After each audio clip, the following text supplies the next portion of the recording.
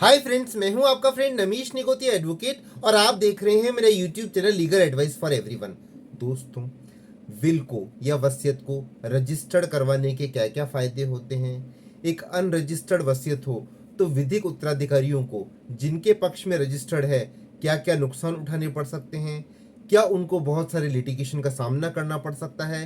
क्या अनरजिस्टर्ड वसीयत पर बैंक लोन दे देगा। क्या अनरजिस्टर्ड वसीयत से अचल संपत्ति को विक्रय किया जा सकता है। इसके बारे में क्या कानून है। द रजिस्ट्रेशन एक्ट में वसीयत को रजिस्टर्ड करवाना आवश्यक है, मैंडेटरी है या ऑप्शनल है। आज के इस वीडियो में हम ये डिस्कस करेंगे। इससे पहले मैं निवेदन करूं कि यदि आपने मेरा चैनल सब्सक्राइब नहीं किया है तो मेरा चैनल सब्सक्राइब कर लीजिए और यदि आपको मेरे वीडियोस पसंद आए तो उनको लाइक और शेयर जरूर कीजिए। दोस्तों, सबसे पहले जाने हम वसीयत के कानूनी प्रावधान क्या है। द इंडियन सक्सेशन एक्ट 1925 की सेक्शन 2 जो डेफिनेशन क्लॉज है उसका सबसेक्शन एच वसीयत को डिफाइन करता है। मैं द इंडियन सक्सेशन एक्ट 1925 के सेक्शन 2 के सबसेक्शन एच विल या वसीयत को पढ़ना चाहूंगा। उसकी परिभाषा है, will means the legal declaration of the intention of A testator with respect to his property which he desires to be carried into effect after his death। इसका क्या मतलब हुआ, ये मतलब समझिए। वसीयत एक प्रलेख पत्र है जो लीगल डिक्लेरेशन करता है एक व्यक्ति की इच्छा का, उसकी संपत्ति के बारे में, जो वो यह चाहता है कि मेरी संपत्ति मेरी मृत्यु के बाद किस तरह से वितरित की जाए। ये है वसीयत की परिभाषा। लेकिन समस्या क्या है, इंडिया में एक सर्वे कहता है कि 95% लोग वसीयत नहीं लिखते हैं, 98% लोग वसीयत का रजिस्ट्रेशन नहीं करवाते हैं और मतलब जो लिखते हैं उनमें भी 98% लोग वसीयत का रजिस्ट्रेशन नहीं करवाते हैं। तो बहुत कम लोग वसीयत लिखते हैं और उनमें से भी बहुत कम लोग वसीयत को रजिस्टर्ड करवाते हैं। इसका खामियाजा उनके विधिक उत्तराधिकारियों को भुगतना पड़ता है। सबसे पहले आप ये जानिए कि क्या वसीयत को रजिस्टर्ड करवाना कानूनी रूप से आवश्यक है। द रजिस्ट्रेशन एक्ट जो कि एक सेंट्रल एक्ट है, उसका सेक्शन 17 कहता है documents of which registration is compulsory.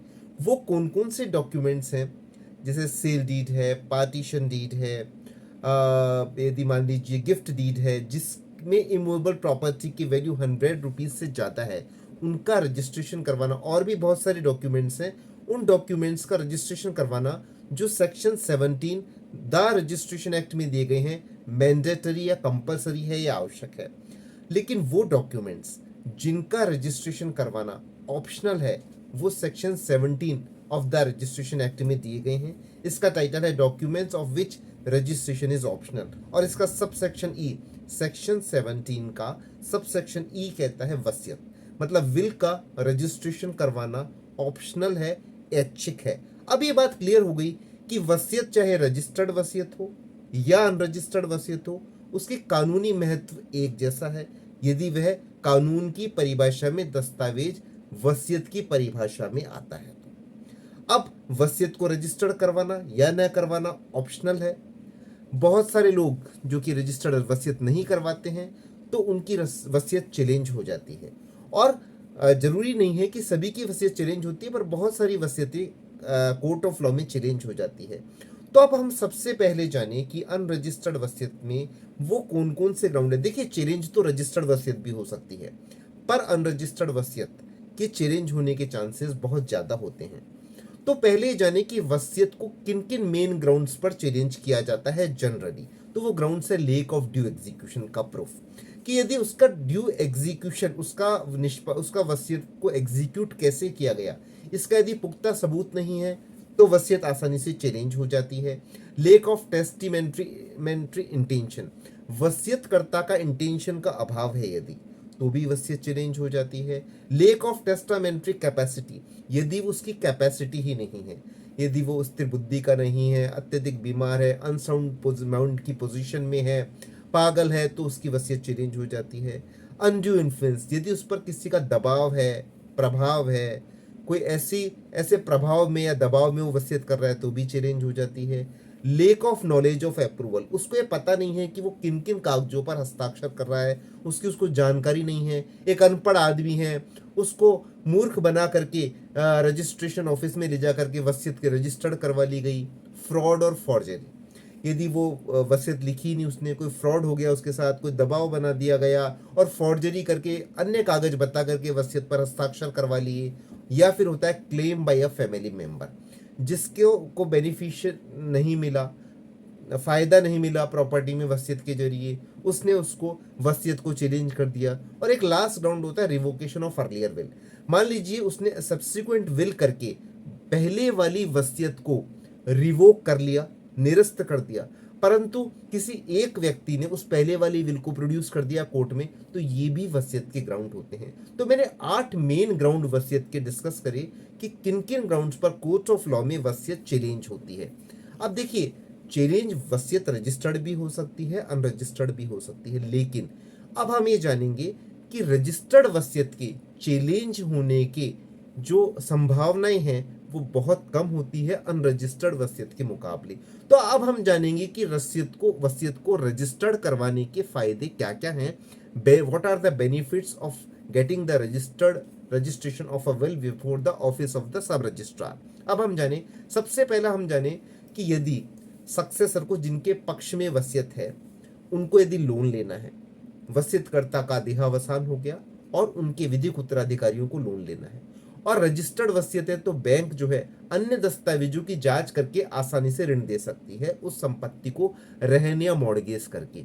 लेकिन यदि अनरजिस्टर्ड वसीयत है तो फिर बैंक कहती है कि जाइए आप पहले सक्सेशन सर्टिफिकेट लेकर के आइए, पहले आप जो है जाइए। हालांकि बैंक को ऐसा नहीं कहना चाहिए, क्योंकि सक्सेशन सर्टिफिकेट केवल जो है मूवेबल प्रॉपर्टी के रेफरेंस में होता है, इमूवेबल प्रॉपर्टी इनहेरिटेंस में मिलती है। लेकिन फिर भी बैंक कह देती है कि जाइए वसीयत का प्रोबेट लेकर के आइए, जबकि कानून बैंक वालों को जानना चाहिए कि अनरजिस्टर्ड वसीयत भी उतनी ही कानूनन मान्य है जितनी की रजिस्टर्ड वसीयत, लेकिन उन पर यकीन कर पाना कि वो कागज सही थे या नहीं थे मुश्किल होता है। इसलिए बैंक वाले कहते हैं कि जाइए आप वसीयत का प्रोबेट लेकर के आइए।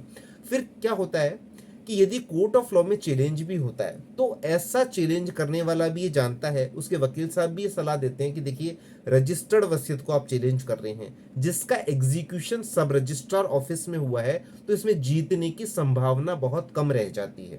बहुत स्ट्रॉन्ग ग्राउंड हो तो बात अलग है, अन्यथा जीतने की संभावना, रजिस्टर्ड वसीयत को कैंसिल करवाने की संभावना बहुत कम हो जाती है। फिर हम जानते हैं कि यदि कोई चैलेंज करता है तो उसकी एविडेंस वैल्यू भी बहुत कम होती है कोर्ट ऑफ लॉ में।